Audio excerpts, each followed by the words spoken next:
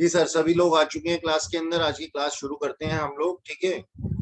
चलिए, ये final account जैसा कि हमारा चैप्टर चल रहा है, हम प्रैक्टिस कर रहे हैं। आज मैं आप लोगों के लेकर के आया हूँ पास्ट ईयर के रिलेटेड क्वेश्चन, जो पास्ट ईयर के अंदर क्वेश्चंस आ चुके हैं हमारे एग्जामिनेशन के अंदर।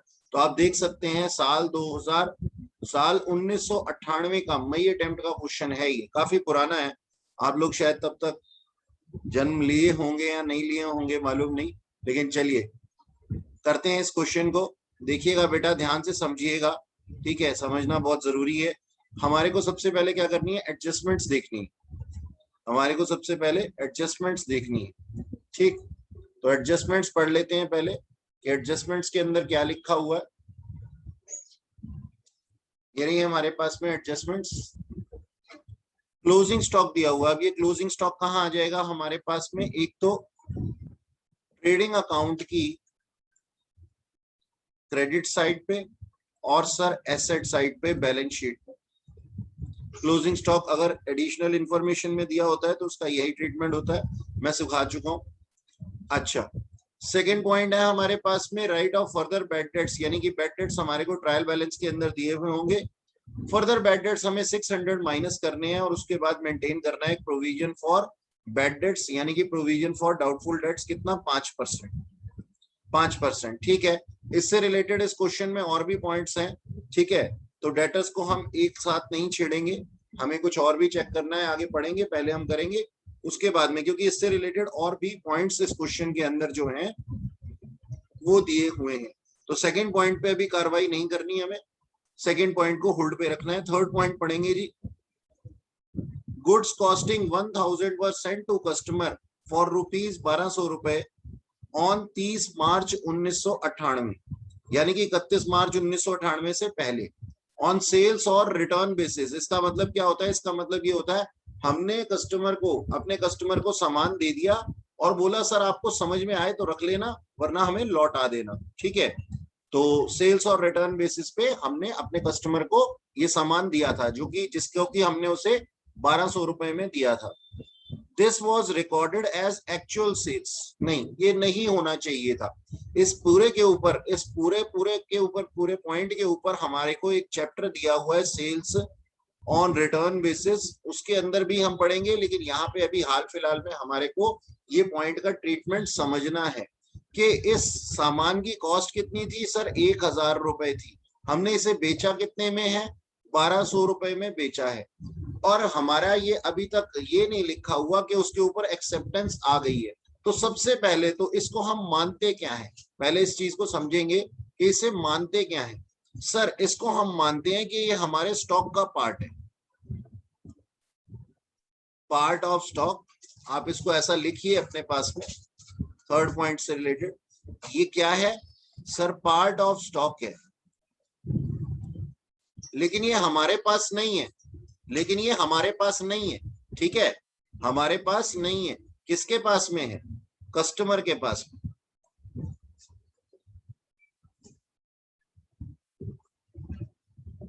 ठीक है सर, तो हम इसको क्या मान लेते हैं, ये अनसोल्ड स्टॉक है, क्योंकि इसके ऊपर अभी तक एक्सेप्टेंस नहीं आई है। ये क्या है, अनसोल्ड स्टॉक है। As we haven't received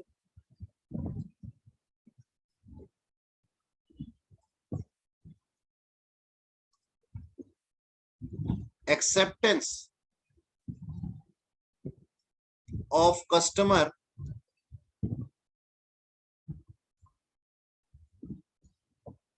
till 31 March, 31 मार्च तक अभी तक कोई लेना देना ही नहीं है, इसके बारे में कोई इंफॉर्मेशन ही नहीं दी गई। तो अब सर इसका ट्रीटमेंट क्या करेंगे, इसका ट्रीटमेंट इस तरीके से होगा, ध्यान से सुन लो बच्चों। इसका ट्रीटमेंट किस तरीके से होगा, इसका ट्रीटमेंट इस तरीके से होगा कि हमारे को इसे इंक्लूड करना पड़ेगा। नंबर 1 तो हमें क्या करना पड़ेगा, इसको इंक्लूड करना पड़ेगा,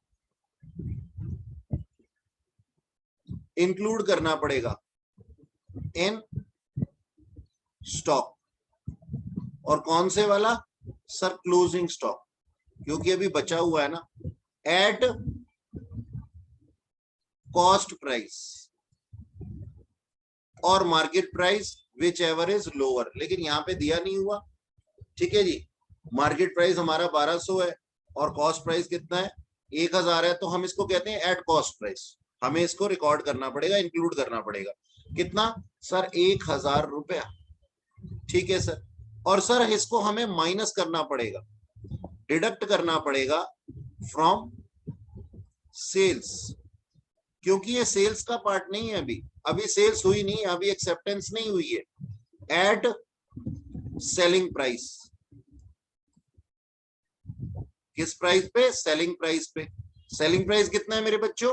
सर 1200 रुपए। और साथ ही हमारे को क्या करना पड़ेगा सर, क्योंकि ये क्रेडिट सेल्स था तो हमें माइनस करना पड़ेगा बच्चों डेटर्स को। हमने उनको क्या माना हुआ था? क्रेडिट सेल्स की हुई थी, तो डेटर्स पे से माइनस करना पड़ेगा। माइनस करना पड़ेगा फ्रॉम डेटर्स।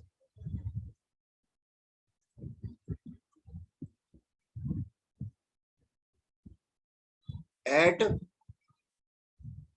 ₹1200। ये ट्रीटमेंट होगा बच्चों इसका।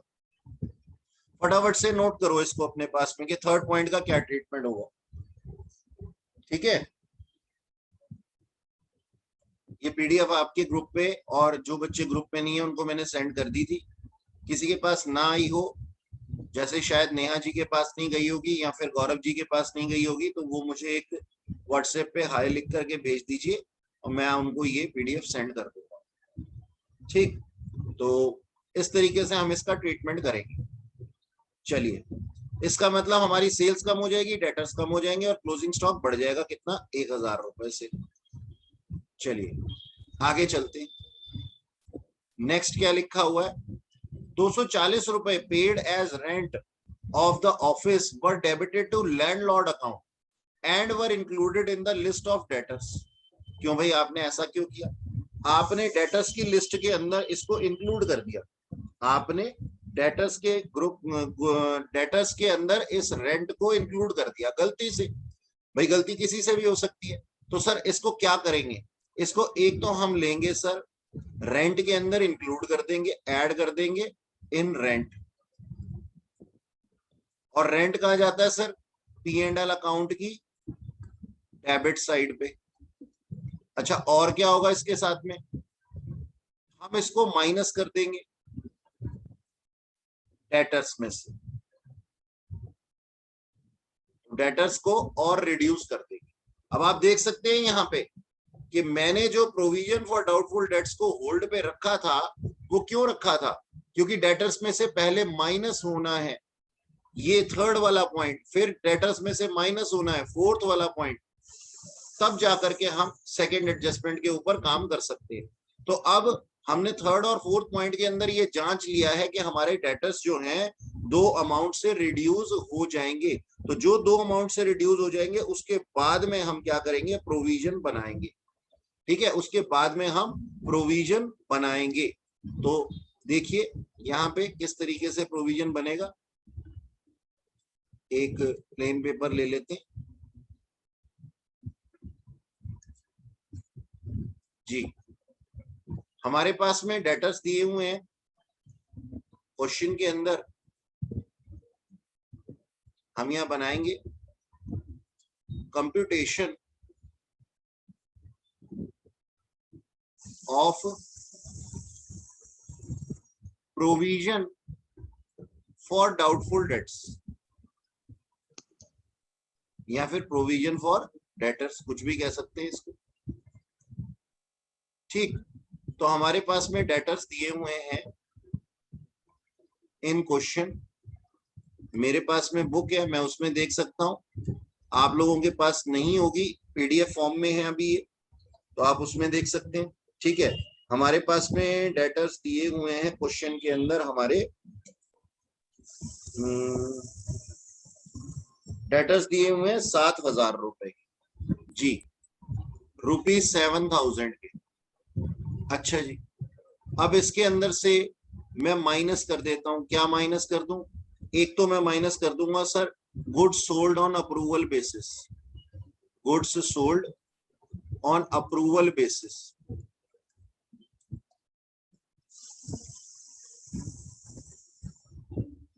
और उसको मैंने सेल प्राइस पे माइनस करना था, सेल प्राइस था 1200 रुपए। क्यों 1200 रुपए सर, कॉस्ट पे क्यों नहीं करता? इसलिए नहीं करता भाई, जिसने जितने पे सामान को खरीदा है उतने पे ही तो वैल्यू पे रिटर्न करेगा ना। तो हम क्या करते हैं, हम उसको मान लेते हैं अभी एक्सेप्टेंस नहीं आई है तो ये हमारा ही पार्ट है, हमारा पार्ट है, तो हमारे डेटर्स कम हो जाते हैं क्योंकि हमने उनको क्रेडिट सेल्स की हुई थी, उनको हमने डेटर्स माना हुआ था। ठीक है, तो हम डेटर्स को कम कर देते हैं। तो मैंने क्या माइनस कर दिया sir, goods sold on approval basis, और साथ में सर गलती से मैंने रेंट इंक्लूड कर दिया था इसके अंदर, है ना। रेंट 240 रुपए का, ये भी माइनस कर दूंगा। अब जो वैल्यू आ जाएगी, अब जो वैल्यू आ जाएगी उसके अंदर से मैं बैड डेट्स माइनस कर दूंगा। बैड डेट्स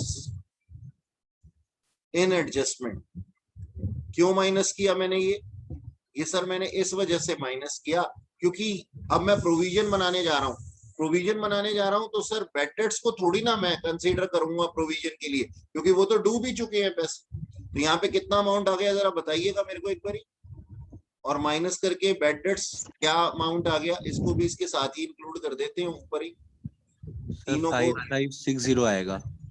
एक सेकेंड सर,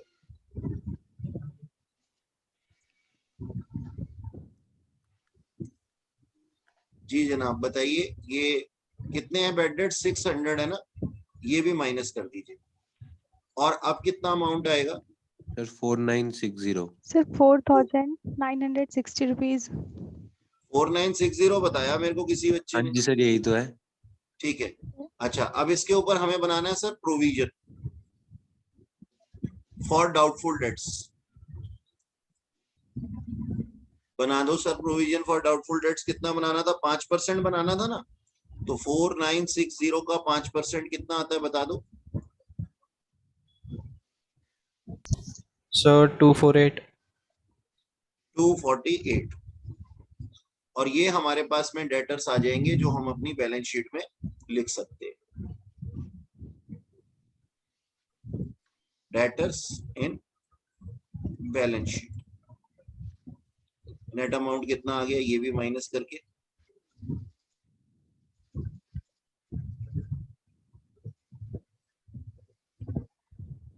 $4712। Yes sir. 4712, इसको नोट कीजिए फटाफट से।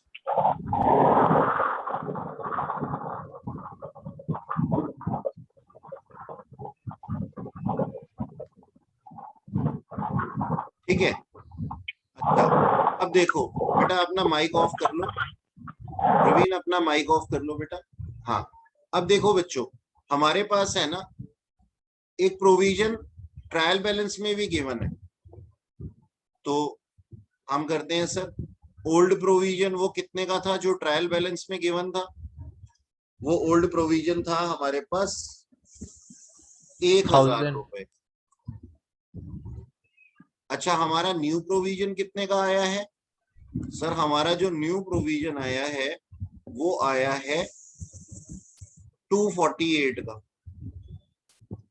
इसका मतलब पहले से तैयारी ज्यादा थी। If new provision is less than old provision, therefore it is the case of income. It is the case of income. कितनी इनकम हुई है sir? Of rupees 752. Yes sir. 752, which will be credited to P&L account. Simple. तो ये क्या है? ये है sir amount of provision for doubtful debts to be shown in P&L account. ठीक है सर, ये तो समझ में आ गया। अब इसका क्या करना है? ये कहां जाएंगे सर? P&L अकाउंट की डेबिट साइड पे, क्योंकि ये हमारे एज एन एक्सपेंडिचर कह लो, एज एन लॉसेस कह लो। ठीक है सर, तो ये इस तरीके से ट्रीटमेंट होगा। आपको क्या करना है? दो चीजें हैं सर P&L अकाउंट में डालने के लिए। एक तो 600 रुपए एज एडिशनल बैड डेट्स, और साथ ही हमारे पास में क्या है, साथ ही हमारे पास में provision for doubtful dates credit side पे ले ले। ठीक, 752 रुपीज। ओके, नोट कर लिया आप लोगों ने। चले वापस अपने क्वेश्चन पे, जल्दी से नोट कर लो फटाफट से। सर जी जनाब। सर अगर ये प्रोविजन फॉर बैड डेट्स जो दिया हुआ है ट्रायल बैलेंस में पहले से, अगर 1000 की जगह कम होता 248 से, देन तो वो हमारी, हाँ, फिर वो हमारा एक्सपेंस होता, फिर जितना भी डिफरेंस होता वो डेबिट साइड पे आ जाता बेटा, P&L अकाउंट के। Okay sir. ये मैंने जो पहले की क्लासेस हैं उसमें समझाया था, कोई बात नहीं, आपने दोबारा पूछा तो भी कोई बात नहीं। चलें बेटा, आगे चलें। Yes, sir. ठीक है, अच्छा जी, वापस आते हैं अपने क्वेश्चन पे। ये रहा हमारा क्वेश्चन। ठीक सर, तो ये हमने कर लिया सेकंड पॉइंट। अच्छा, अब नेक्स्ट है हमारे पास में फिफ्थ पॉइंट। देखो फिफ्थ पॉइंट के अंदर क्या लिखा हुआ है, general manager is to be given commission 10% on net profit after charging the commission of the works manager and his own.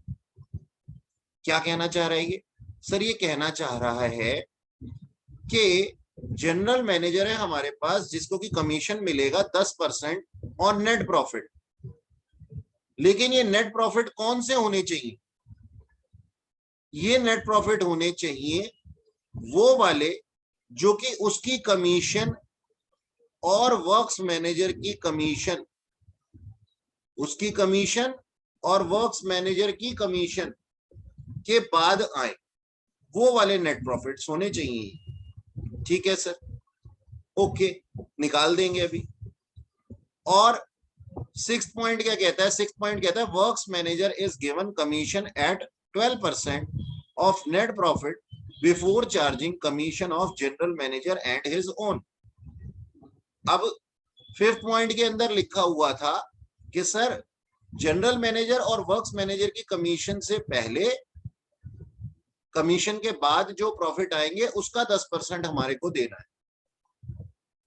तो ये कैसे निकालेंगे अभी देखेंगे, क्योंकि अभी तो हमारे पास नेट प्रॉफिट्स आए ही नहीं है, लास्ट में ही कर सकते हैं हम इस पॉइंट को। और सर सिक्स्थ पॉइंट के अंदर ये लिखा हुआ है कि वर्क्स मैनेजर की कमीशन जो है ना वो पहले दी जाएगी, किससे? जनरल मैनेजर से। और वो कितना दी जाएगी? 12% उन प्रॉफिट्स का जो कि आएंगे जनरल मैनेजर और उसकी कमीशन से पहले। ठीक है, तो ये फिफ्थ और सिक्स्थ पॉइंट को हम तभी हाथ लगा सकते हैं जब हमारे पास में एक्चुअली नेट प्रॉफिट्स आ जाएं। जब पिक्चर क्लियर होगी तभी हम इसके ऊपर काम कर सकते हैं। तो फिफ्थ और सिक्स्थ पॉइंट सबसे लास्ट में चैप्टर के क्या, सबसे लास्ट में इस क्वेश्चन के किए जाएंगे। चलिए देखो सर, अब बाकी चीजें कहाँ आएंगी? सारी एडजस्टमेंट्स हमने पढ़ ली हैं, फटाफट से इसको भी लगा लेते हैं। कैपिटल कहाँ पे आएगी सर? बैलेंस शीट में, लाइबिलिटी साइड पे। Plant and machinery sir balance sheet में, एसेट साइड पे। अगर कोई डेप्रिसिएशन होगा तो वो माइनस हो जाएगा, ठीक है, लेकिन वो एडजस्टमेंट वाला। अब देखो यहाँ पे ना डेप्रिसिएशन दिया हुआ प्लांट एंड मशीनरी अकाउंट के, दिख रहा है? डेप्रिसिएशन दिया हुआ है प्लांट एंड मशीनरी अकाउंट के अंदर। कितना सर? 3600 की प्लांट एंड मशीनरी है और डेप्रिसिएशन कितना दिया हुआ है? 400 रुपए। बताओ इसका क्या किया जाना चाहिए? सर ये बस बैलेंस शीट में जाएगा ना, प्लांट एंड मशीनरी नहीं सिलेक्ट हो जाएगा। नहीं ये बस पीएल अकाउंट में जाएगा। P&L में जाएगा फिर। अच्छा चलो पीएल अकाउंट में डेबिट। सुनो, अब मेरी बात सुनो, अब मेरी बात सुनो। ये सबने बता दिया, किसी ने गलत बताया, किसी ने सही बताया कि सर ये डेप्रिसिएशन का क्या होगा। सबसे पहले तो समझ लो ये है क्या। ये एक्युमुलेटेड डेप्रिसिएशन है, और अगर ये ट्रायल बैलेंस में आ चुका है ना तो इसका मतलब ये प्लांट एंड मशीनरी जो यहाँ लिखी हुई है वो आफ्टर दिस डेप्रिसिएशन ही है। तो इसका मतलब ये बैलेंस शीट के अंदर तो जाएगा नहीं। बैलेंस शीट में जो प्लांट एंड मशीनरी है उसके अंदर से माइनस नहीं होगा, लेकिन हाँ क्योंकि ये इस साल का बैलेंस है तो हम इसको कहां पे दिखाएंगे सर? हम इसको दिखाएंगे प्रॉफिट एंड लॉस अकाउंट की डेबिट साइड। ये प्लांट एंड मशीनरी अकाउंट से माइनस नहीं होगा क्योंकि ये एडजस्टमेंट वाला नहीं है, क्योंकि जब चीज ट्रायल बैलेंस में आ चुकी है इसका मतलब इसका ऑलरेडी हिसाब किताब हो चुका है, अब तो बस हमें इसको P&L अकाउंट में चार्ज करना बाकी है। ठीक है जी, इस वजह से ऐसा होता है। आगे देखो रिपेयर टू प्लांट लिखे हुए हैं, ये भी आ जाएंगे सर P&L अकाउंट की डेबिट साइड पे। वेजेस सर ट्रेडिंग अकाउंट की डेबिट साइड पे। सैलरी सर P&L अकाउंट की डेबिट साइड पे। Income tax of mister x, क्यों किया आपने ऐसा? मिस्टर एक्स आपने ऐसा क्यों किया? मिस्टर एक्स की पर्सनल ऑब्लिगेशन थी ये, मिस्टर एक्स की पर्सनल ऑब्लिगेशन थी ये कि वो पे करें इनकम टैक्स को, और उन्होंने अपने बिजनेस के ऊपर इसे डाल दिया। तो हम इसको क्या मानेंगे सर? हम इसको ड्राइंग्स मानेंगे। ये क्या है सर? ये ड्राइंग्स हैं, और इस वजह से ये माइनस हो जाएंगी फ्रॉम कैपिटल।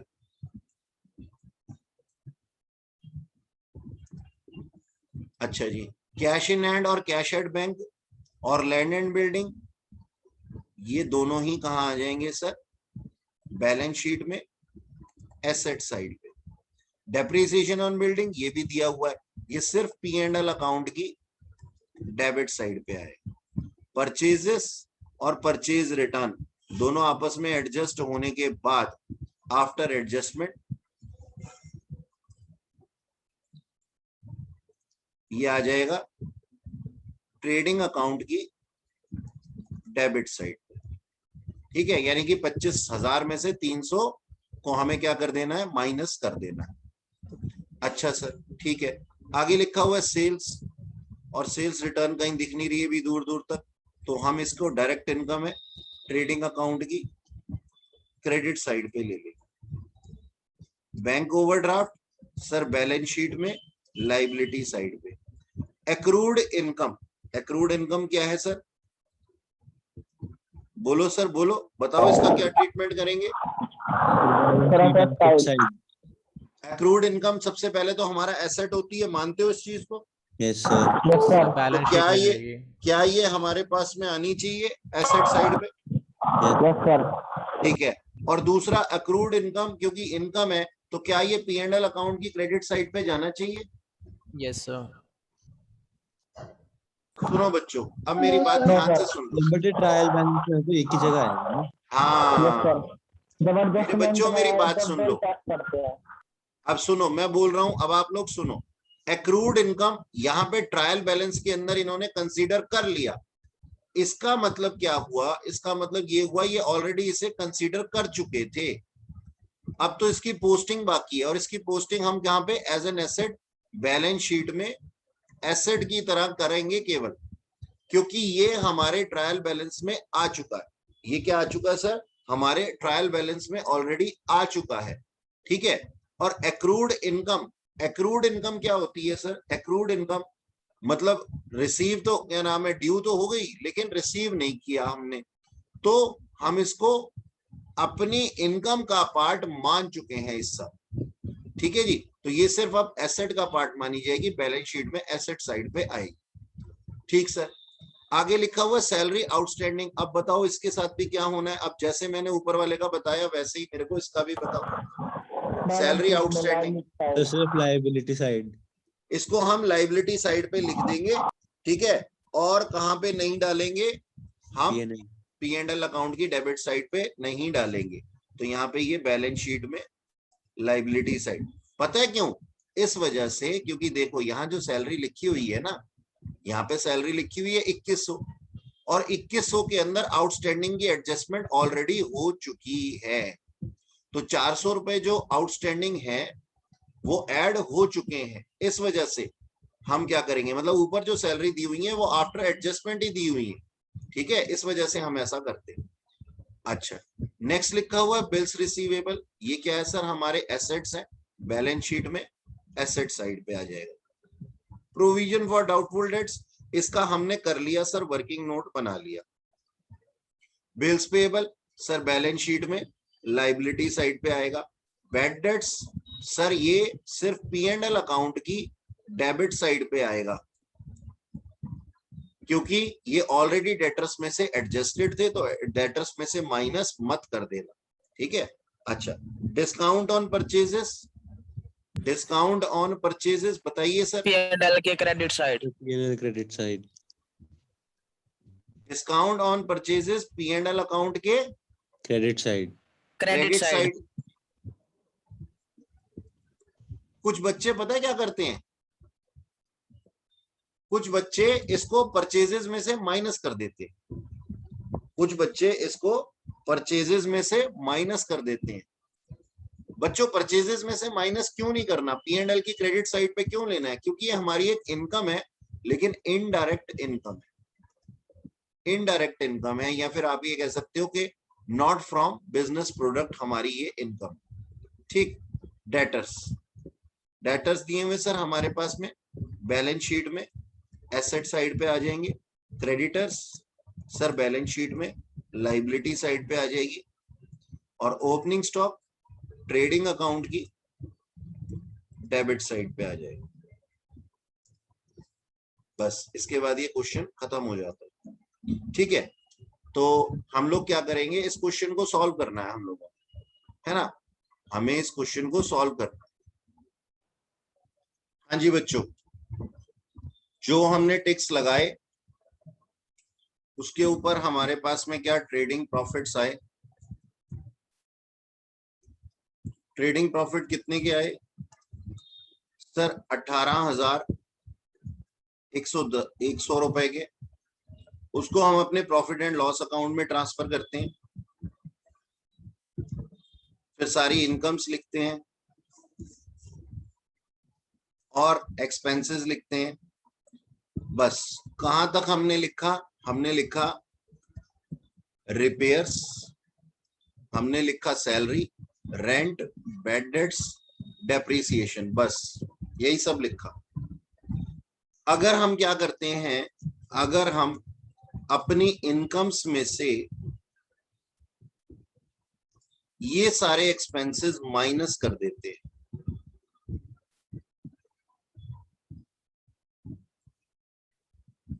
ये सारे एक्सपेंसेस माइनस कर देते हैं, तो हमारे पास में अमाउंट आ जाता है सर 15,000 रुपीज।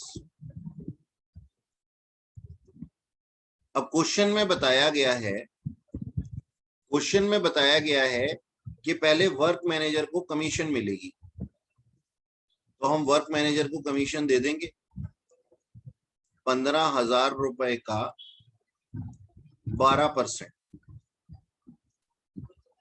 कितना आ जाता है ये आ जाता है सर 1,800 रुपए। हमने एक एक्सपेंस को और यहां लिख दिया।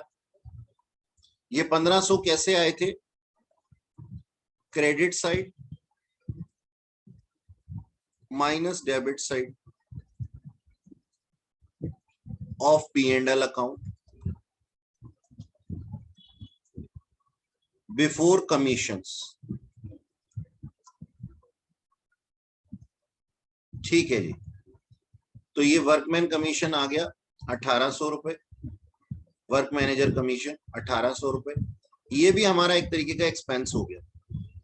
तो हमारे प्रॉफिट्स और कम हो गए।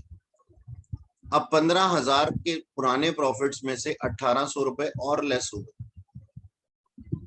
ठीक है जी, यहाँ पे ये अमाउंट आ जाता है कितना? 14,000 एक तो हो गए, और उसके बाद में 13,200। 13,200 जो है उसके ऊपर हमें जनरल मैनेजर की कमीशन देनी है, उसके ऊपर हमारे को जनरल मैनेजर की कमीशन देनी है। लेकिन 13,200 जो है वो अमाउंट बिफोर कमीशन है और हमें आफ्टर कमीशन देना है। तो इसके लिए रेट अपॉन रेट प्लस 100 का फॉर्मूला हमें लगाना पड़ेगा। R अपॉन R प्लस 100 का फॉर्मूला हम लगाते हैं, जो मैथ्स के अंदर भी सिखाया जाता है। तो रेट कितना है इसका sir? 10% divided by 10 plus 100।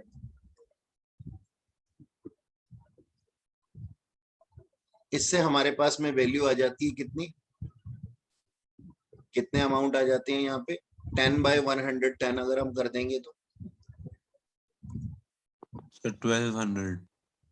1200 rupees, और ये 1200 रुपीज एन एक्सपेंडिचर हमने यहाँ लिखा हुआ। अब आप लोगों को ये बताऊं कि ये दोनों चीजें ना एडजस्टमेंट में दी हुई है, तो इसका मतलब अभी तक पे तो नहीं की गई होंगी, करना भूल गए थे तभी तो एडजस्टमेंट में लिखी हुई है ना। तो सर ये हमारे आउटस्टैंडिंग एक्सपेंडिचर की तरह बैलेंस शीट में भी आ जाएंगी, आउटस्टैंडिंग एक्सपेंडिचर की तरह बैलेंस शीट में भी आ जाएंगी। तो यहाँ पे देखिए ये दोनों कमीशंस को बैलेंस शीट में लायबिलिटी साइड पे भी लिखा गया है, टोटल 3000। ठीक जी, ये इनका दोनों का ट्रीटमेंट होना था। और फिर सब कुछ हटाने के बाद में 13,200 में से फाइनली अमाउंट और कम करने के बाद 1200 रुपए कम करने के बाद हमारे पास में क्या आ जाता है सर, नेट प्रॉफिट आ जाता है, और वो नेट प्रॉफिट आ जाता है 12,000 रुपए, ये लिखा हुआ। ठीक, अब इस नेट प्रॉफिट को हम कहां लेकर के जाएंगे, नेट प्रॉफिट को हम अपनी बैलेंस शीट में लेकर के जाएंगे, अपनी कैपिटल के अंदर इंक्लूड कर देंगे, और बाकी सारी चीजें जो जैसे बताई गई थी वैसे लिखने के बाद में हमारे पास में हमारी ओपनिंग कैपिटल थी 10,000, इसके अंदर से income tax as a drawings हमने माइनस किया है, ठीक है, और नेट प्रॉफिट को ऐड कर दिया है 12,000 को, तो हमारी नई कैपिटल आ गई है 21,900 रुपए। सारी चीजें जैसे कि आप लोगों को बताई गई थी वैसे ही आपने अगर इसको पुट किया है तो हमारे पास हमारी बैलेंस शीट मैच कर जाती है, और इसी के साथ में हमारा ये क्वेश्चन जो है वो खत्म हो जाता है।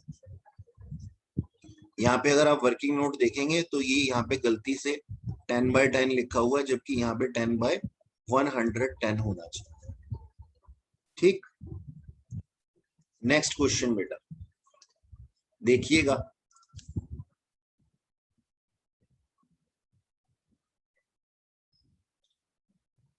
यहाँ लिखा हुआ है हमारे पास में कुछ बैलेंसेस दिए हुए हैं मिस्टर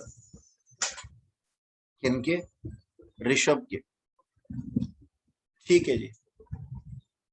चलिए इसकी भी एडजस्टमेंट्स पहले ही पढ़ेंगे हम लोग। आइए पढ़ते हैं बेटा, एक एक करके पढ़ते हैं और समझते हैं। स्टॉक ऑफ जनरल गुड्स, ये क्या मतलब हुआ, stock of general goods, general goods क्या, गुड्स लिखना चाहिए था इसको, तो नहीं, इसने जनरल गुड्स लिखा है, हो सकता है इसका कोई मकसद हो। एक बारी फिर से इसको पढ़ लेते हैं ऊपर, prepare a trading and P&L account of mister, इससे हमें कुछ पता नहीं लग रहा, एक बारी गो थ्रू कर लेते हैं पूरे क्वेश्चन को।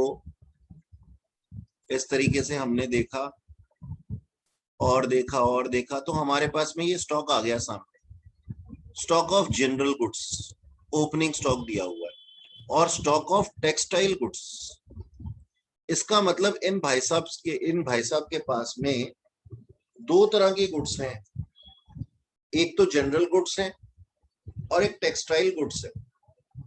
तो इसी वजह से हमारे पास में वहां पे कुछ जो था अमाउंट अलग से दिया हुआ था। तो stock of general goods opening stock दिया हुआ है, और stock of textile goods closing stock हमारे पास में ट्रेडिंग अकाउंट के अंदर दिया हुआ है, और नीचे हमें दिया हुआ है स्टॉक ऑफ जनरल गुड्स। तो सबसे पहले तो ये स्टॉक ऑफ जनरल गुड्स जो है, क्योंकि एडजस्टमेंट में दिया हुआ है, इस वजह से ये कहाँ आ जाएगा सर, ट्रेडिंग अकाउंट की क्रेडिट साइड पे, और साथ ही sir asset side, balance sheet में एसेट साइड। बस अभी तो हम एडजस्टमेंट ही पढ़ रहे हैं, जब हम क्वेश्चन पे आएंगे तब हम देख लेंगे कि भाई बाकी चीजों के साथ में क्या लिखा हुआ। ठीक है सर, सेकंड पॉइंट पढ़ते हैं। सेकंड पॉइंट के अंदर लिखा हुआ है फायर अकर्ड ऑन 23 मार्च 1999, यानी कि during the year, and 10,000 worth of general goods were destroyed. ठीक है सर, 10,000 रुपए की गुड्स डिस्ट्रॉय हो गई। लॉस बाय फायर का ट्रीटमेंट समझा था ना हमने लास्ट क्लासेस में, वही है ये point. The insurance company accepted claim for ₹6,000 only and paid, अब यहाँ पे एक चीज लिखी हुई है, एंड पेड क्लेम,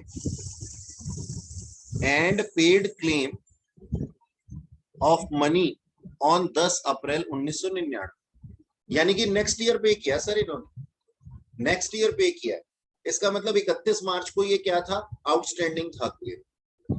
तो चलो इसके लिए मैंने आप लोगों को जो ट्रीटमेंट सिखाया था पहले की क्लासेस में उसको एक बार रिवाइज करवा देता हूँ। सर ये हमारा छोटा सा ट्रेडिंग अकाउंट और ये हमारा एक P&L अकाउंट। अब ये चीजें कहाँ कहाँ पे जाएंगी, ये मेरा ट्रेडिंग और ये मेरा P&L अकाउंट। मैंने क्वेश्चन के अंदर कुछ परचेजेस लिखी हुई होंगी, ठीक है सर, मुझे उन परचेजेस को कम करना है और साथ में लॉस भी दिखाना है। तो इसके लिए मैंने क्या किया सर, लॉस बाय फायर को यहाँ पे लिख दिया बाय, विद इन ब्रैकेट लिखता हूं लॉस बाय फायर, ठीक है, और बाय P&L अकाउंट, यानी कि ट्रेडिंग अकाउंट में क्रेडिट साइड पे दिखा करके मुझे इससे P&L अकाउंट की डेबिट साइड पे भी दिखाना होगा। तो टू ट्रेडिंग अकाउंट यहां मैंने दिखा देना इसको। कितने का था sir loss by fire, 10,000 rupees का था, और यहाँ पे भी 10,000 रुपीज मैंने लिख दिया, जिसकी वजह से मेरी परचेजेस भी कम हो गई और एक एक्सपेंडिचर भी मान लिया गया। ठीक है सर, अब आगे क्या करेंगे, अब आगे इंश्योरेंस कंपनी ने हमारे को इंश्योरेंस क्लेम दिया, यानी कि वो हमारी एक इनकम है।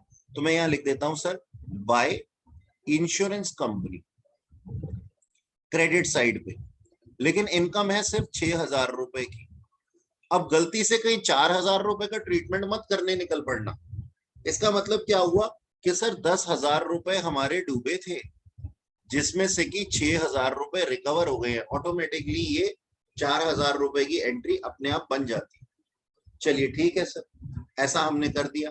अब क्या होगा, अब सर क्योंकि ये इंश्योरेंस क्लेम हमें अभी तक रिसीव नहीं हुआ 31 मार्च तक, तो ये हमारी बैलेंस शीट का पार्ट भी बन जाएगा, और बैलेंस शीट में ये इंश्योरेंस कंपनी के नाम से 6,000 रुपए दिखाई देगी। यानी कि ये इनकम तो थी, लेकिन ये एक्रूड इनकम थी। ये क्या थी, एक्रूड इनकम थी, जो कि बैलेंस P&L अकाउंट की क्रेडिट साइड पे दिखाई गई। तो बेटा अपनी कॉपी में इसको नोट कर लीजिए, सेकेंड पॉइंट का वर्किंग नोट है ये, ठीक है जी। तो इसको आप हेडिंग दे दीजिए वर्किंग नोट ऑन पॉइंट 7 नहीं पॉइंट 2, ठीक है।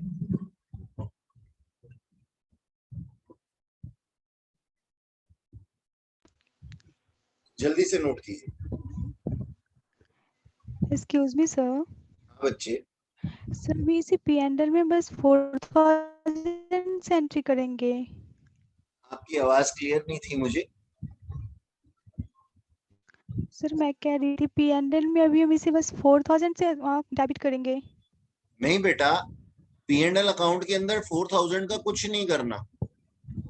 आपको ट्रेडिंग में 10,000 दिखाना है, और ट्रेडिंग से आया हुआ 10,000 डेबिट साइड पे दिखाना है, और क्रेडिट साइड पे 6,000 रुपए दिखाना है। तो ऑटोमेटिकली देखो डेबिट साइड पे 4,000 रुपए आ जाता है। देखो 10 में से 6 कट गया, 6 कॉमन है ना, क्रेडिट से क्रेडिट काट दो तो यहाँ पे 4 ही तो लिखा हुआ है एक तरीके से। तो हमारे को कुछ नहीं करना उसका, गलती से भी कुछ मत कर देना उसका, सिर्फ ये 10 और 6 ही लिखो। समझ नहीं आया सर। मेरे बच्चे, जैसे यहाँ पे लिखा हुआ है ये यहाँ पे ऐसे ही लिखना है। देखो एक बात बताओ, ट्रेडिंग अकाउंट से कितने का लॉस आया था, 10,000 रुपए का। हमने उसे इंश्योरेंस कंपनी पे शिफ्ट कर दिया, इंश्योरेंस कंपनी ने 6,000 रुपए दे दिए, तो 10 के अगेंस्ट 6,000 रुपए रिकवर हो गए, तो 4,000 रुपए का लॉस ऑटोमेटिकली यहाँ दिखाई दे रहा है ना मुझको। हमें दोबारा करने की जरूरत क्या है, उसको 4,000 दोबारा लिख देंगे तो फिर तो काम खराब हो जाएगा। यस सर, आ गया सर। 4,000 तो ऑटोमेटिकली बन गया यहाँ पे। आप अगर यहाँ से 6,000 काट दें, दोनों में से कॉमन फिगर काट दें, 6,000 यहाँ से 6,000 यहाँ से, तो 4,000 ही दिखाई देगा हमारे को। लेकिन ऐसा करना नहीं है हमारे को। आ गया डेबिट सर। क्रेडिट ऑलरेडी आपस में एडजस्ट हो रहे हैं, ठीक है सर। आगे चलते, आगे देखिए क्या लिखा हुआ है, bad debts amounted to ₹400 are to be written off. ठीक है जी, ये कौन से हैं, ये एडिशनल वाले बैड डेट्स हैं। तो ये कहां से, डेटर्स में से माइनस हो जाएंगे। और उसके बाद लिखा हुआ है provision for doubtful debts is to be made 5% and provision for discount 2% on debtors. Make a provision 2% on creditor for discount. मजा ही आ गया मतलब। बस अब एक चीज एक्सपेक्टेड और है इस क्वेश्चन से कि हमारे क्वेश्चन के अंदर जो है ट्रायल बैलेंस में प्रोविजन फॉर डाउटफुल डेट्स और प्रोविजन फॉर डिस्काउंट और दिया हुआ हो तो और मजा आ जाएगा। मुझे तो बहुत आ जाएगा, आप लोगों को आए या ना आए, मुझे तो बहुत आ जाएगा। आइए चेक कर लेते हैं कि कहीं प्रोविजन फॉर डाउटफुल डेट्स दिए हुए हैं दिया क्या? हुआ है सर, दिया हुआ है, सर दिया हुआ है नीचे हाँ। सर। अरे मजा ही आ गया भाई साहब, आज तो मजा ही आ गया। प्रोविजन फॉर डिस्काउंट भी दिए हुए, प्रोविजन फॉर डाउटफुल डेट्स भी दिए हुए, तो इसका तो बढ़िया सा एक वर्किंग नोट बनने वाला है। चलिए कोई बात नहीं, करेंगे इसको वर्किंग नोट के साथ। आ जाओ सर, बनाते हैं एक वर्किंग नोट, जैसा कि मैंने पिछली क्लास में भी समझाया था आप लोगों को। आप कह रहे थे ना सर ये क्वेश्चन में क्या होगा, बस वो बता दीजिए, जबकि मैंने क्या होता है सारे के सारे मैक्सिमम कितना हो सकता है वो हमने लास्ट क्लास के अंदर भी इसको डिस्कस किया था। ठीक है, अगर आप लोगों को याद है तो। अच्छा जी, चलो फिर एक काम करते हैं, अपने डेटर्स को क्या नाम है पहले देखते हैं कि हमारे पास में इस साल डेटर्स कितने रहे। इस साल हमारे जो डेटर्स थे वो थे, लिखिएगा डेटर्स। लेकिन ना ये डेटर्स लिखने से पहले ना मैं चाहूंगा कि ना सारे के सारे पॉइंट्स को देख लूं, कहीं कुछ ऐसा ना हो किसी भी क्वेश्चन के अंदर कि भाई किसी भी पॉइंट के अंदर कुछ ऐसा ना हो जिससे कि डेटर इफेक्ट हो रहे हो, क्योंकि अगर डेटर इफेक्ट हो गए तो फिर सारा का सारा पॉइंट ही चेंज हो जाएगा। तो भी थर्ड पॉइंट को ना थोड़ी देर होल्ड पे रखते हैं। फोर्थ पॉइंट पढ़ा हमने, फोर्थ पॉइंट के अंदर लिखा हुआ है receive 6,000 worth of goods on 27 March 1999 but the invoice of purchase was not recorded in purchase book. ठीक है सर, अब देखो हमने कोई चीजें तो खरीद ली थी, चीजें तो खरीद ली थी हमने, है ना, तो लेकिन हमने उसके इनवॉइस नहीं बनाए, यानी कि फिजिकली तो ये चीजें हमारे पास आ गई, लेकिन इनवॉइस ना होने की वजह से हम इसकी रिकॉर्डिंग नहीं कर पाए। कहां पे सर? हम परचेज के अंदर इसको रिकॉर्ड नहीं कर पाए, हम इसको परचेज के अंदर नहीं रिकॉर्ड कर पाए। ठीक है, और क्योंकि हम इसको एडजस्टमेंट में देख रहे हैं तो जाहिर सी बात है कि ये हमारी क्रेडिट परचेजेस होंगी। तो क्रेडिट परचेजेस परचेजेस का पार्ट है और साथ में क्रेडिटर्स का भी पार्ट है, यानी कि क्रेडिटर्स से हमने कुछ परचेजेस की होंगी। तो अब हम क्या कर देंगे सर, अपने परचेजेस को भी बढ़ा देंगे और क्रेडिटर्स को भी बढ़ा देंगे। कितने रुपए से? 6,000 रुपए से। सर हाँ जी, सर ये जरूरी है जैसे एडजस्टमेंट्स में अगर परचेज दी होती है तो वो क्रेडिट ही होती है? बेटा सुनो, वैसे तो मैं आप लोगों को एक बात बता दूं, जनरल चीज में, जनरल हमारा जो क्या नाम है बिजनेस होता है ना, मतलब जनरली हम जो करते हैं आजकल जो हम कर रहे हैं, जैसे हम ऑनलाइन ट्रेडिंग भी करते हैं। ऑनलाइन ट्रेडिंग के अंदर मैंने कोई सामान मंगाया और सामान मुझे पसंद नहीं आया, उसकी पे बैक पॉलिसी होती है, तो वो एक तरीके से अप्रूवल बेसिस होता है। ठीक है, तो हम क्या करते हैं सर, उसको रिटर्न करके अपने पैसे वापस ले लेते हैं। हम ये सोचते हैं कि वो कैश परचेज था हमारा, लेकिन सर वो कैश परचेज नहीं था, वो पॉलिसी परचेज था। अच्छा, नंबर 1। नंबर 2, हमारे पास में जो कैश परचेजेस होती हैं उसको अकाउंटिंग ये कहता है कि कैश परचेज सर रिटर्न्स नहीं होती, कभी भी रिटर्न नहीं होंगी कैश परचेजेस। ठीक है, तो सिर्फ क्रेडिट परचेजेस ही रिटर्न हो सकती है, क्रेडिट सेल्स ही रिटर्न हो सकती है। तो सर जिसको भी हमने रिटर्न माना है या जिसके साथ भी कुछ एडजस्टमेंट चल रही है ना, वो क्रेडिट बेसिस ही है।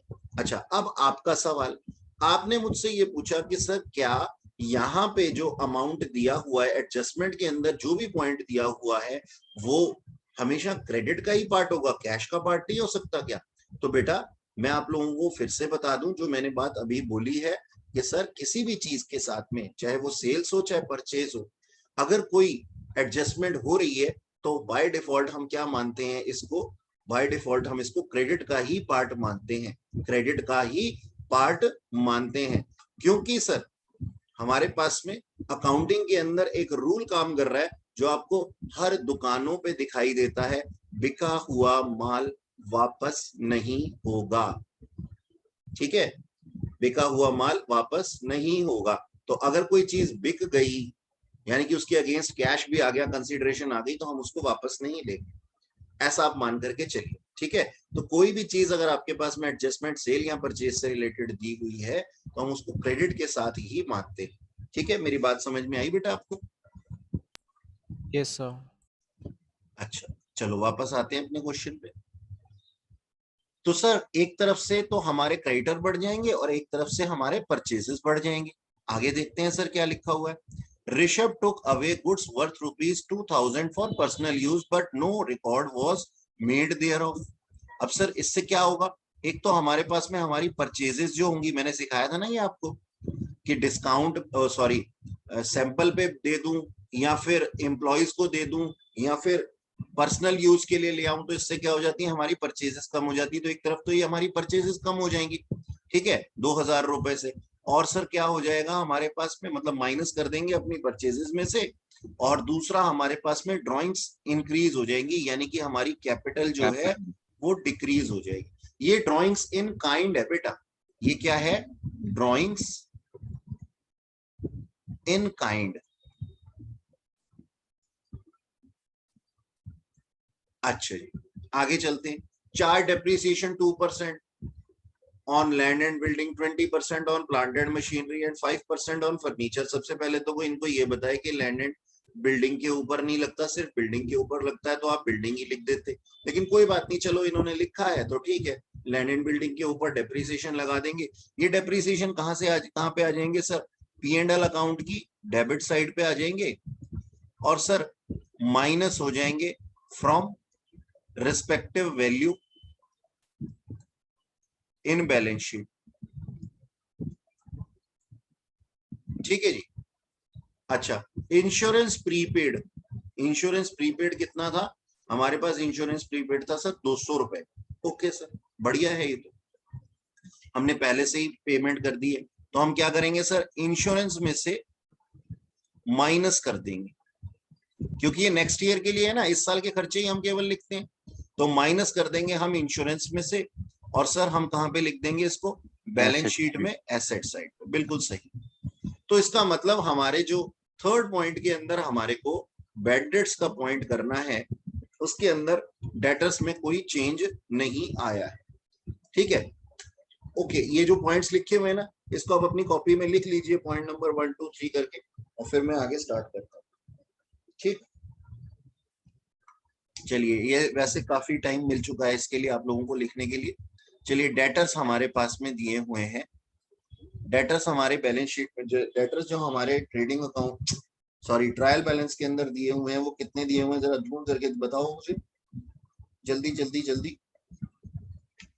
नहीं बताओगे सर 18,400। 18,400, बिल्कुल सही। ये मेरा 18,400 रुपीज का डेटर्स, ये क्या है सर, ये मेरा वर्किंग नोट है फॉर पॉइंट नंबर, कौन सा पॉइंट कौन सा पॉइंट कौन सा पॉइंट सर, 3। ठीक है, 18,400 में से मैं पहले माइनस करूंगा सर, सीक्वेंस यही रहेगा हमारा, bad debts for bad debts in adjustment, और वो कितने थे, वो दिए हुए थे सर 400 रुपए। चलो जी, ये 400 रुपए माइनस कर दो। ठीक जी, अब जो आएंगे 18,000 रुपए, उसके ऊपर बनाओ sir provision for doubtful dates, क्योंकि शक डूबे हुए पैसों के बाद ही हो सकता है। प्रोविजन फॉर डीडी कितना बना दिया हमने, प्रोविजन फॉर डाउटफुल डेट कितना बनाना था सर, 5% बनाना था, और 2% डिस्काउंट का भी बनाना है। 5% बना दो, 18,000 रुपए का 5% कितना आता है बता दो,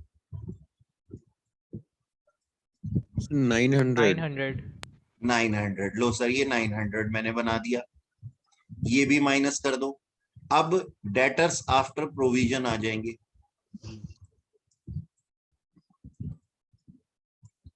फॉर डीडी कितने, 17,100। ठीक है सर, अब ये अच्छे वाले डेटर्स हैं, तो इनको हम क्या दे सकते हैं, इसको आप ऐसे लिख सकते हैं, debtors after debtors after provision for doubtful dates की जगह इसको आप लिख सकते हैं सर गुड डेटर्स, अच्छे वाले। और गुड डेटर्स के लिए ही हमारे डिस्काउंट का द्वार खुला हुआ है। तो प्रोविजन फॉर डिस्काउंट 2% देना है, 17,100 के ऊपर 2% दे दो। जल्दी से बता दो मुझे कितना हुआ, ये आना चाहिए 342 17 दूनी 34 और 100 दूनी 200, तो 34 342 342, हाँ 342। अच्छा अच्छा, यस सर। हाँ ठीक है, अभी गलत हो जाता, बताओ 342, ठीक है, मैं 34,200 लगा रहा था। अच्छा, अब ये कितने डेटर्स आ गए माइनस करके बताओ, ये कहाँ जाएंगे, बैलेंस शीट डेटर्स हैं। सर 16,758 16,758, ठीक है। ये लो, इसको छोटा कर दिया मैंने, इसको बनाओ, पहले इसको बनाओ।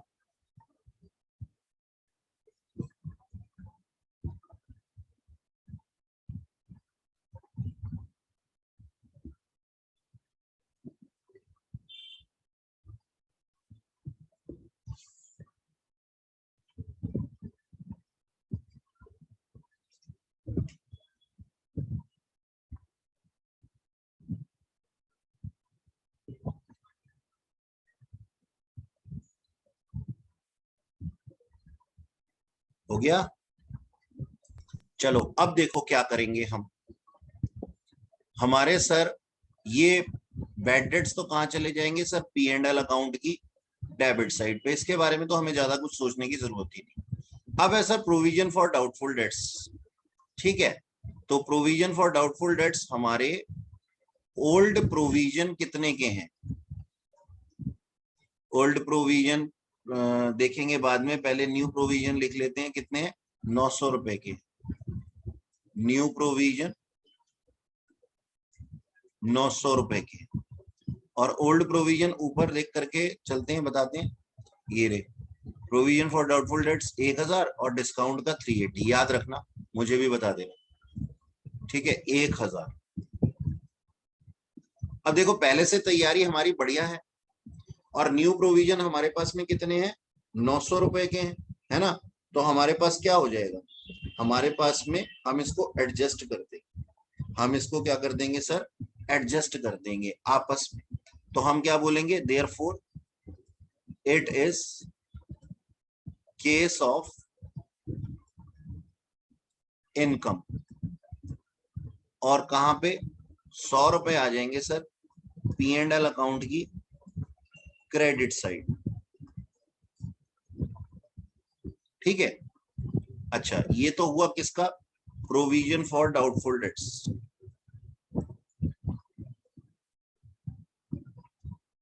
ठीक है सर, अब हमें बनाना है प्रोविजन फॉर डिस्काउंट का।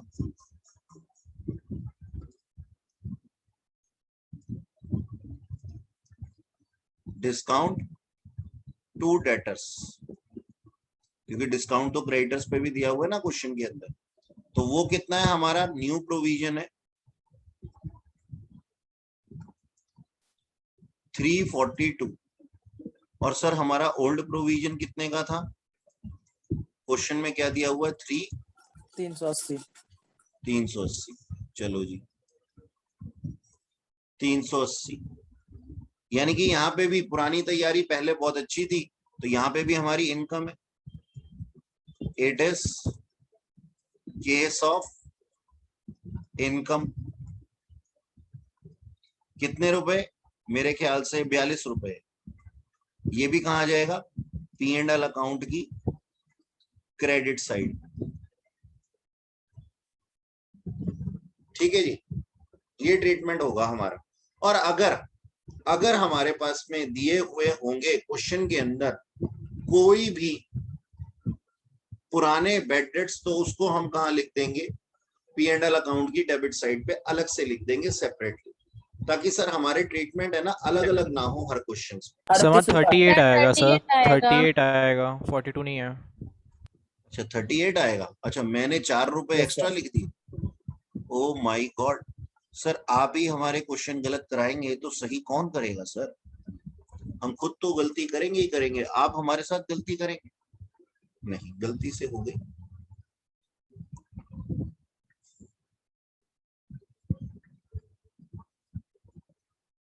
चलो नोट कर लिया, फटाफट से बताओ। Yes sir. सबीना जी बार बार लीव हो जाती हैं, फिर एडमिट हो जाती हैं, ऐसा पता नहीं क्यों हो रहा है। नेटवर्क इशू है शायद इनका।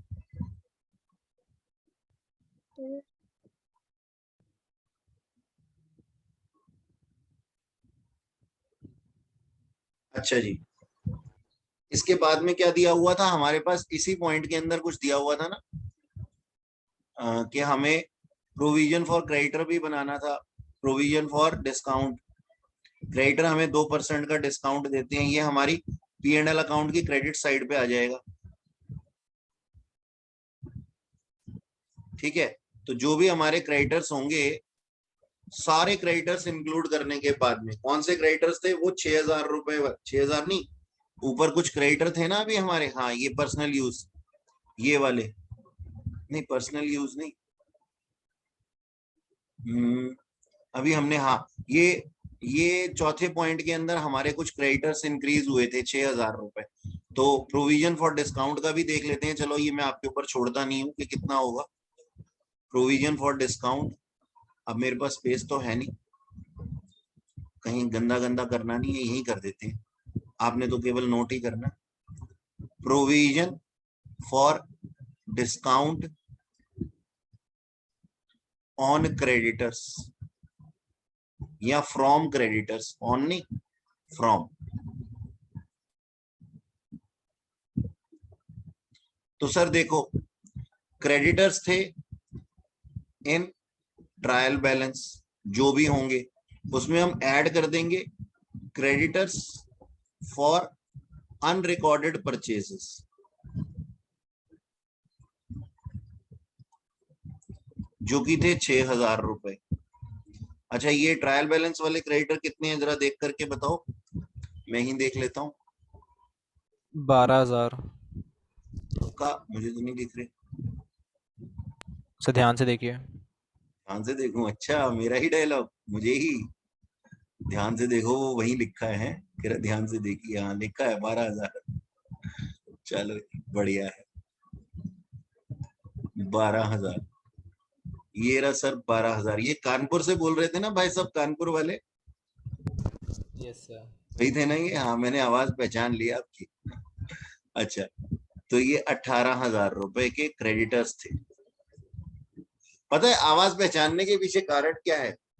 सबका ना एक लहजा होता है। जैसे मैंने उस दिन अनामिका को बोला, मैंने कहा बेटा आप दिल्ली से तो नहीं हो? तो कह रहे हाँ सर, मैं दिल्ली से नहीं हूँ, मैं बिहार से हूँ। तो वो उनके उनके क्या नाम है, एक्सेंट के अंदर एक अलग सा टच था। आपकी भाषा में थोड़ा सा तमीज वाला, थोड़ा सा लखनवी टच होता है, तो इसलिए आपकी आवाज पहचानी गई। तो सर, दिल्ली के बच्चे क्या बदतमीज हैं? आप सारे बच्चे मेरे को बोल रहे हैं दिल्ली गुड़गांव के बच्चे क्या बदतमीज है? नहीं बेटा, बदतमीजी नहीं होती है।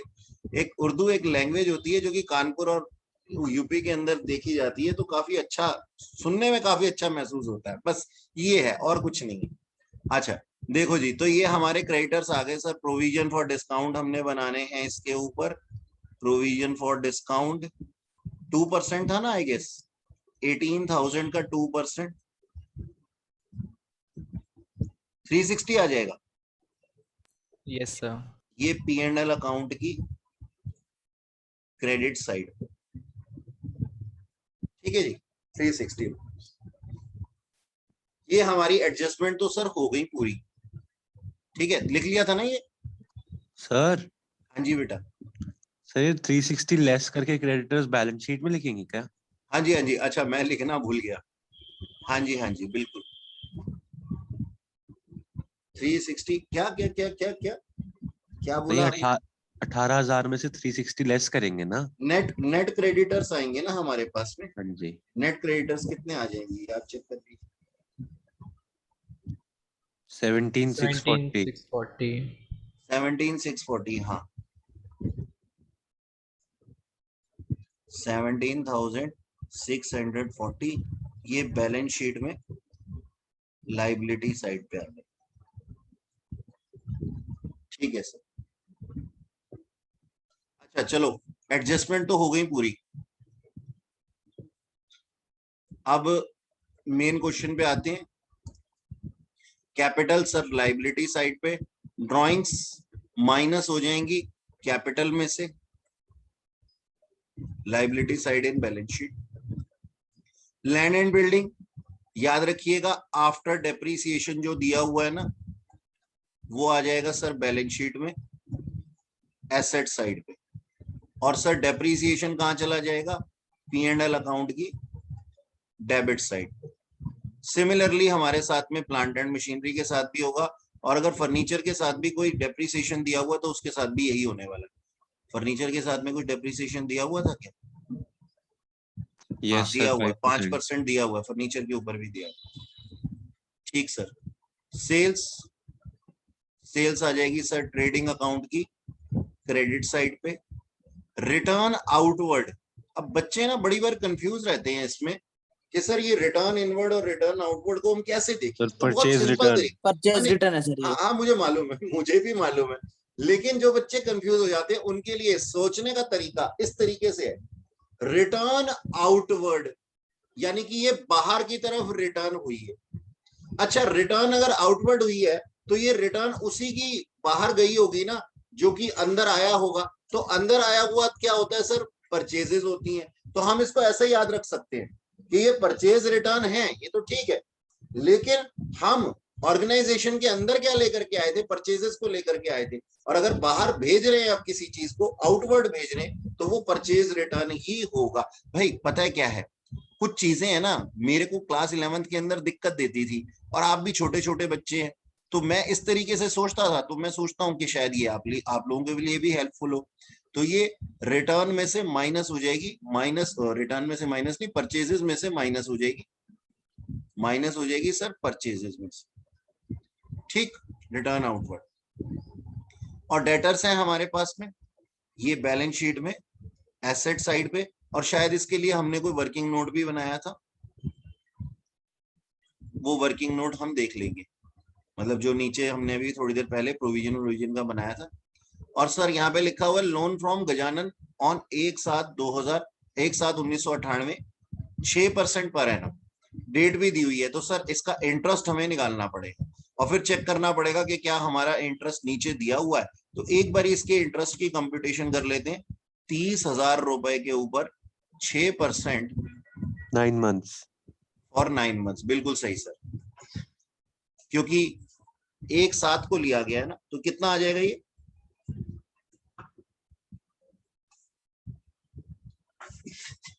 बताओ बताओ।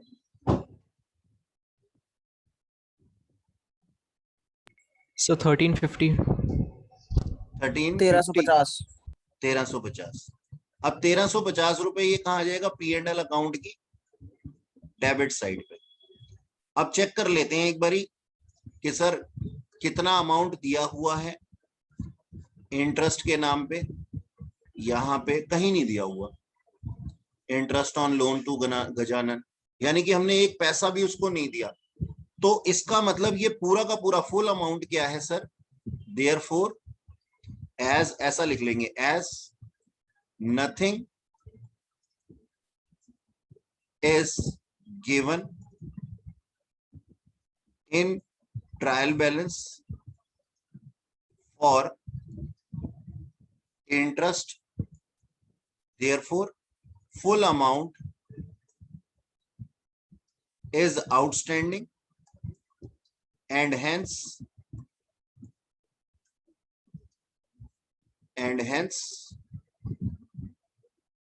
shall be या will be treated as a liability। ठीक है सर, तो इसका मतलब इसको हम लाइबिलिटी साइड पे भी लिख देंगे। तो अच्छा, ये तो हमारी लाइबिलिटी है ही, ये तो हमारी लाइबिलिटी है ही 30,000, और इसके अंदर इसका इंटरेस्ट अमाउंट 1350 रुपए भी जुड़ करके लाइबिलिटी साइड पे आ जाएगा बैलेंस शीट। ठीक है जी, ये नोट आप कर सकते हैं। अच्छा, फिर दिया हुआ सर हमारे पास में परचेजेस, और परचेजेस कहाँ आ जाएंगे सर ट्रेडिंग अकाउंट की डेबिट साइड पे। इसके अंदर 6,000 रुपए के परचेजेस और ऐड हो जाएंगे, 8,000 प्लस 6,000, ठीक 80,000 प्लस 6,000। रिटर्न इनवर्ड, ये क्या है सर, जो हमने बाहर भेजा था यानी कि सेल्स किया था वही अंदर रिटर्न होकर के आया है। तो रिटर्न क्या क्या मतलब है, सेल्स रिटर्न है, तो ये माइनस हो जाएगा सर सेल्स में से,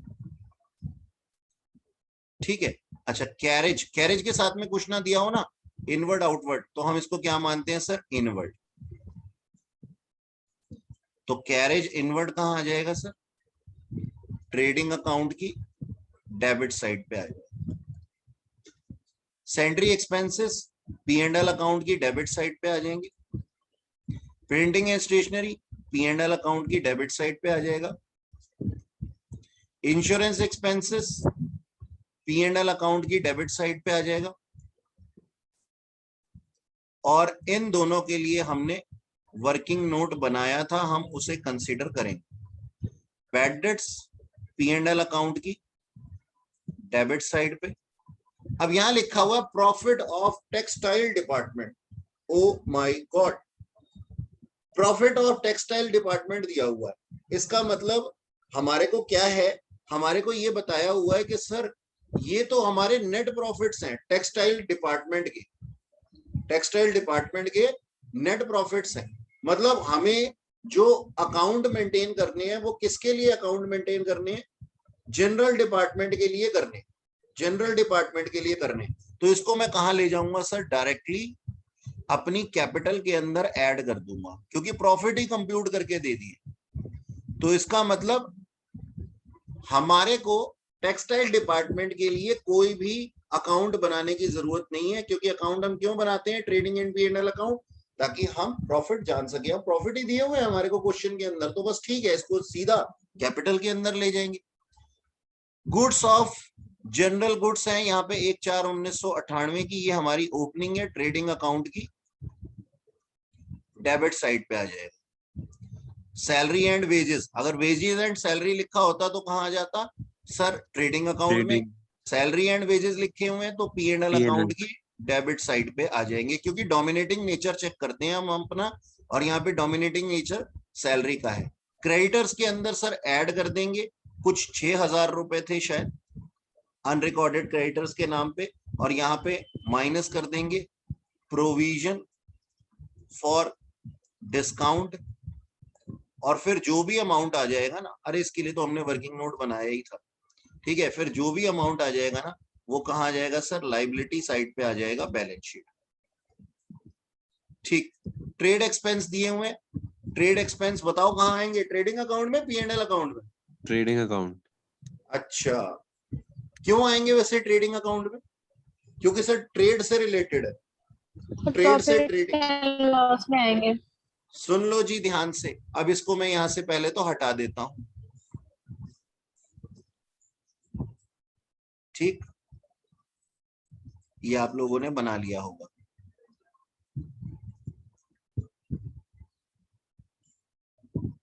सर ट्रेड एक्सपेंस का मतलब है व्यापार के खर्चे, और व्यापार के खर्चे ना चीजें बनाने के लिए यूटिलाइज नहीं होते। तो चीजें बनाने में जो खर्चे होते हैं ना, मैन्युफैक्चरिंग एक्सपेंसेस, वही केवल ट्रेडिंग अकाउंट में आते हैं, ये P&L अकाउंट की डेबिट साइड पे आएंगे सर। ट्रेड एक्सपेंस का मतलब है sir selling and promotional expense, okay sir. ठीक है। अब ध्यान Yes, रखना है, कोई बात नहीं, selling and promotional expense.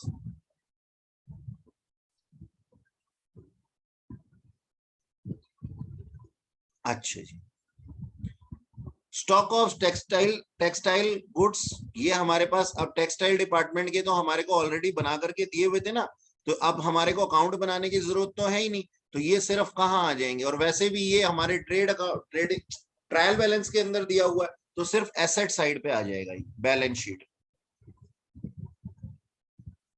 Directly. Cash in hand और कैश एट बैंक, ये सर हमारे पास में एसेट साइड पे आ जाएंगे बैलेंस शीट।